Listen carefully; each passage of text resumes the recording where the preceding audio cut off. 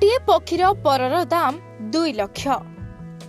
सुनाठू भी अधिक मूल्यवान एही पक्षी। जानन्तु एही विरल पक्षी विषय रे। विश्व रे सुना ठारू हीरा पर्यंत अनेक मूल्यवान जिनिस रहिछि, किंतु आपण केबे कल्पना करिसंति कि एही अगणित जिनिस मध्यरे सुना अपेक्षा 30 गुणा अधिक मूल्यर एक पक्षीर पर होई पारे बोली। एकथा सुनिले जे कोनोसी व्यक्ति को आश्चर्य लागिबो।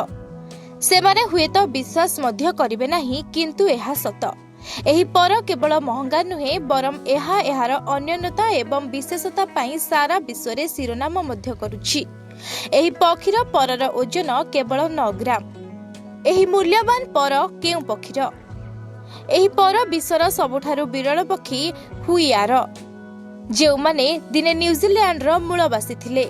एही पक्षीटी एबे विलुप्त, जहा एहार परकु विरल एवं ऐतिहासिक कर दैछि।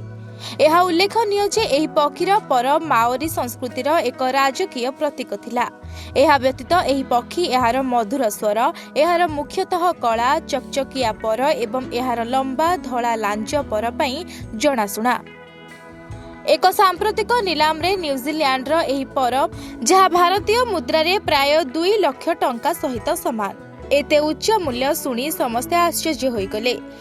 एहा लक्ष्य करिबा योग्य जे गोटे ग्राम सुनार मूल्य प्राय 12,800 टंका। तेणु 9 ग्राम बा 24 कैरेट सुनार मूल्य 1,15,000 टंका होइतिबा बेले एही पक्षीर परर मूल्य 2 लाख टंका। एहार मूल्य एते महंगा काहेकि?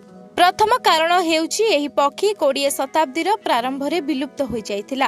तेणु एहा सहित जड़ित जे कोनोसी जिनिस एबे विश्व रे अत्यंत मूल्यवान। द्वितीय कारण हेउछि न्यूजीलैंड रो माओरी जनजातिक मध्य रे एही परकु सम्मान एवं उच्च सामाजिक स्थितिर प्रतीक भाबरे विवेचना करा जाउथिला। एहा व्यतीत विलुप्त प्रजाति सहित जड़ित जिनिस गुडीकु प्रायतः भाव प्रवण एवं वैज्ञानिक भाबरे विशेष भाबरे विवेचना करा जाय। हुइया पक्षीर परर एक अनन्य एवं सुंदर डिजाइन अछि। एहा ऐतिहासिक ऐतिह्यर प्रतीक मध्य। एहा एपरि एक प्रजाति को प्रतिनिधित्व करे जहा आउ नाही। एहाकु आउरी स्वतंत्र करिथाय।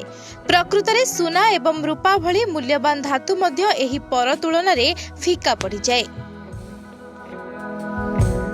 ब्यूरो रिपोर्ट, ओडिशा संवाद।